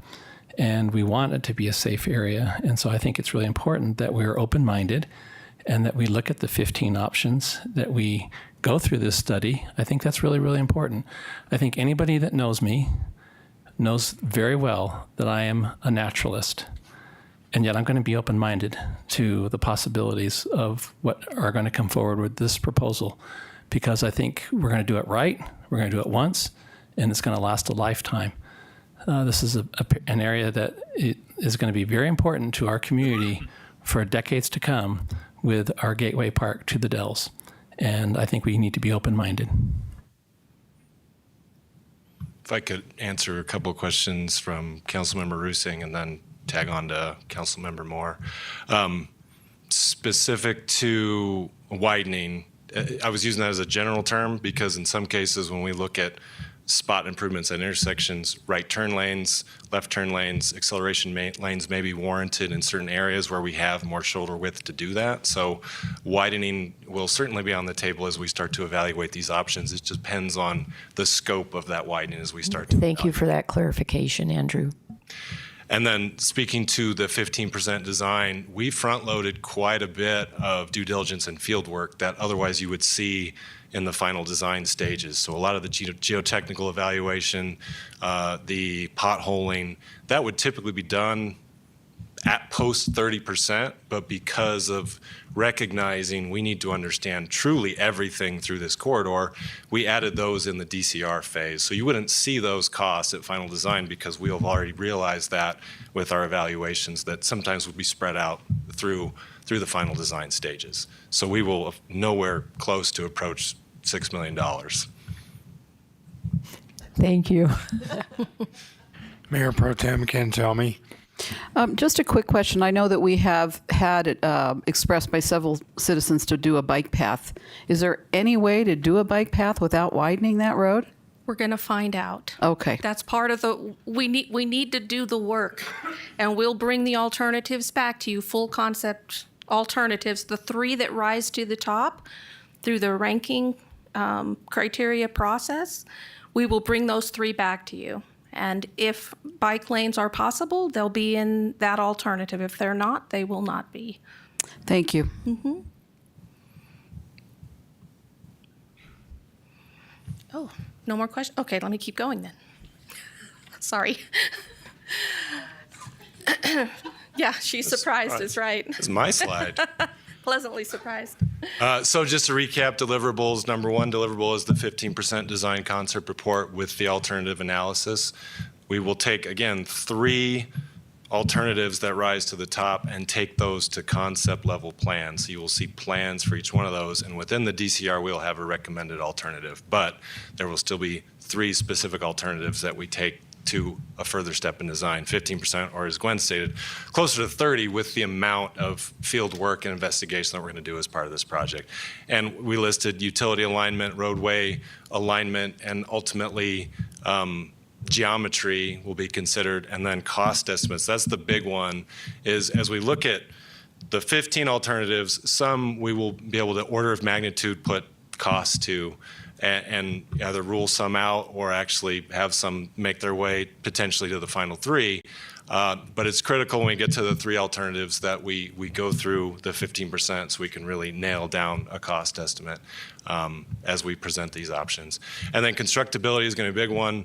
One of the sub-consultants we brought on is actually a contractor out of Phoenix, and we work with them all the time. We're going to utilize them as kind of a third party to really say, we as engineers can always take a look at constructability and get 80% of the way there, but when we bring on the resources and the experts truly in the field, we can talk through some of those constructability items as that relates to cost estimating as well as traffic control and duration of construction. So that'll be a key element of the report as well. Full topographic survey. In fact, we're looking at getting that scheduled in December, assuming we're awarded contract today. So we'll wait until right after this meeting. Geotechnical investigation and reporting. A corridor traffic analysis, which is going to be a very, very significant traffic analysis. It's not just going to be a standard TIA that you see at a subdivision. We'll be using, again, all the tools we have.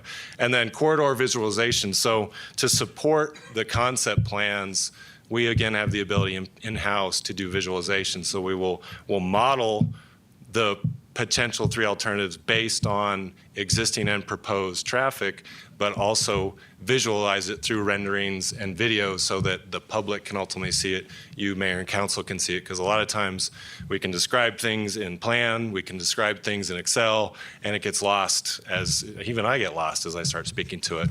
Visualization is a really powerful tool that we utilize quite a bit for projects such as this. Okay, so where do we go from here? If we award a contract today to Kimley-Horn for $997,000, we will establish our design ranking advisory group. We will use the pairwise comparison method to rank the, or to weight the criteria And then the technical group that chose the team will take the 15 alternatives and compare them to the weighted ranking that our advisory group comes up with. And then we'll be back to see you in April. We're hoping to come back in April with the 3 design alternatives that rise to the top. About 6 months after that, probably about this time next year, we'll be hosting 2 council study sessions and 2 public hearings per the adopted resolution from the public. In the meantime, the way to stay informed on this project, if you're not already registered at sr89improvements.com, that's the place to go. Register your email address, and every time we put new information out, you will receive an email that says, hey, there's something new to see on the website. And here's our notification of things that have changed. So we have a pretty good following on that site, but anyone that's interested, I can't emphasize enough, that's the place to be informed about this project, is at sr89improvements.com. With that, we'll take any questions from council. Well, I think we've pretty much addressed everything that we wanted to know about it up here at the dais. Do we have any public comment? We do, Mayor. Joanne Allers.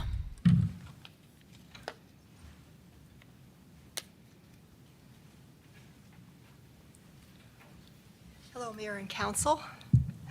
I'm Joanne Ohlers again. Thank you for the opportunity to speak. One thing I noticed in the description of the evaluation group, I'm sorry, I don't remember the name of that, is that Gwen mentioned that the people on that committee would all be residents of Prescott. However, the folks who live along State Route 89 and the businesses that are there are in the county, and those people are not residents of the city, even though they have a big stake in what happens along that roadway. I would just ask that they be considered to be included in the conversation. Also, yes, we have this beautiful scenic foyer into our town and out of our town. Many people have fond memories of that in the early days. And we do have a history of our the way we work with the land as far as the city goes in many cases is a philosophy of being light on the land and not taking more than needs to be taken for a particular purpose. And so Save the Dells does support reasonable modifications, but nothing dramatic. We were still feeling a little bit in shock from the initial blasting presentations that we saw at the first open house, and we're just really want to have something that is aesthetic and creative and minimal for safety. Now, we do know that there's a lot of engineers that are working on this project, as there should be, but we also ask that there should be also a lot of creativity and open-minded thinking and having suggestions that are maybe a little out of the box that might be considered also. Let's see. Also, I saw I noticed in the packet today that it did not include Exhibit A to the professional services agreement, and that was to set forth the services to be provided to the city or completed provisions within the body of the contract. And so the agenda memo contains the Public Works description of a scope of work, but does not provide the actual contract language. So I'm just wondering if I might be mistaken about that, but if that is indeed missing, if that could be provided. And that's all I have for today. Thank you very much. We're going to be posting the entire scope of work on the sr89improvements.com website. So a notice will go out when that's up for you to see.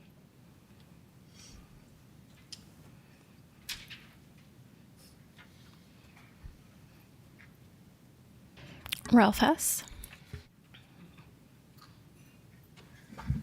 Ralph Hess, Prescott, Arizona. I did not intend to speak today, but I noticed in the packet there's no contract other than a form contract.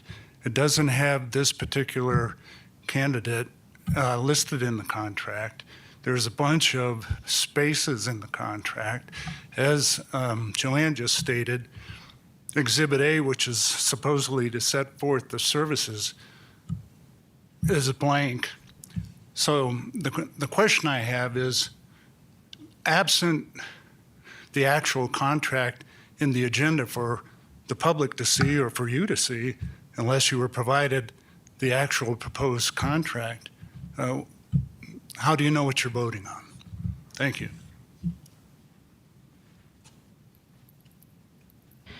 The contract that appears in the agenda packet is indeed our standard form contract. It's the contract that we use for all projects of this type.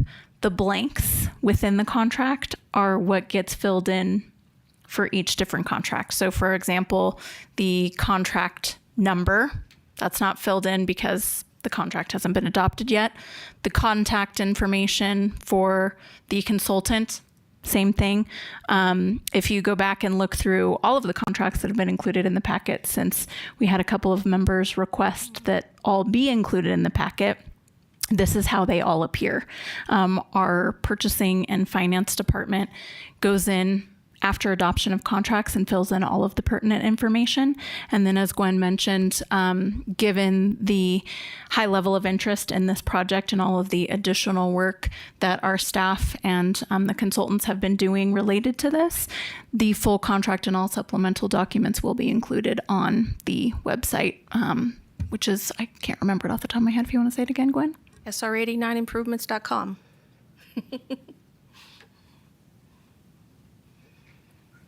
And that's all the public comments I have. Councilmember Rusing. So what I'm hearing, before you go through all the work to complete the contract, you want to make sure that the applicant gets the contract first, and then you're going to fill in the details? That's correct, and that's how we do all of them. Okay, thank you.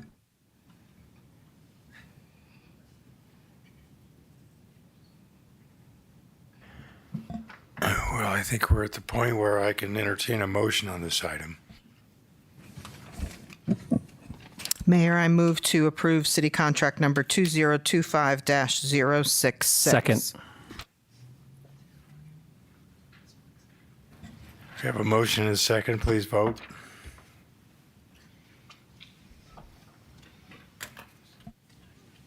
Passes 7-0.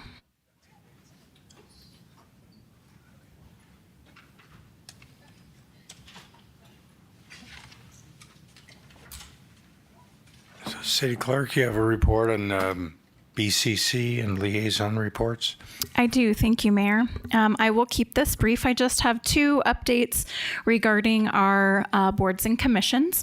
The first is regarding the Workforce Housing Committee, which is currently looking over a preliminary workforce housing policy, as Mayor Pro Tem Cantelmi described during our study session earlier today.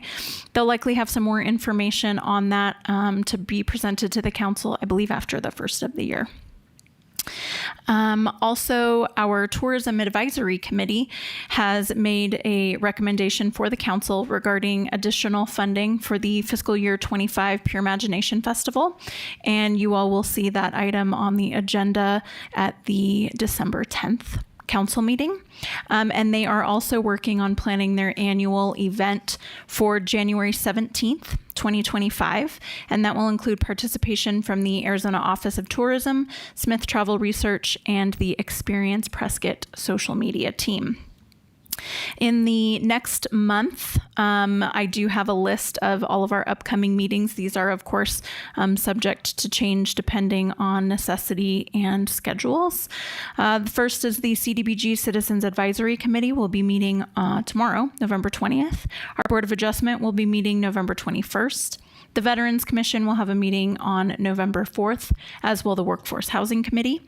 Pedestrian, Bicycle, and Traffic Advisory Committee has a meeting on December 9th. Our General Plan Review Committee will be meeting December 11th. Planning and Zoning, December 12th.